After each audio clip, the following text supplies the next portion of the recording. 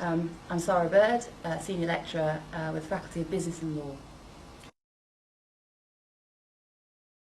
A literature review for us is something that identifies all the literature in an area of study and then organises it, gives it a structure so that it's easy to understand that area, and then we'll evaluate that literature to define how good the research is and what bits of it we should believe and what bits of it perhaps aren't so important.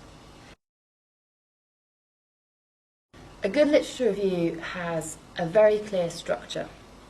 It breaks the literature into themes and pulls together common papers so that you can see how the literature is constructed.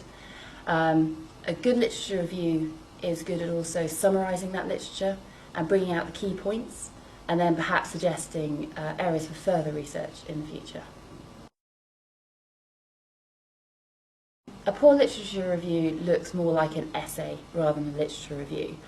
A poor literature review lacks structure, lacks a clear focus. Potentially it should be on quite a small area of study so that you can do it in great depth. And a poor literature review fails to really interpret the work as a whole, the body of literature as a whole, and summarise it to give a good overview of the body of literature.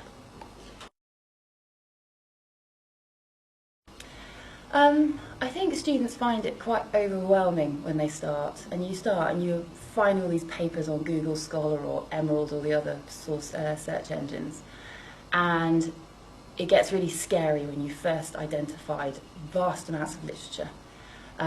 So I think students struggle to read it all and to structure it into a kind of cohesive whole.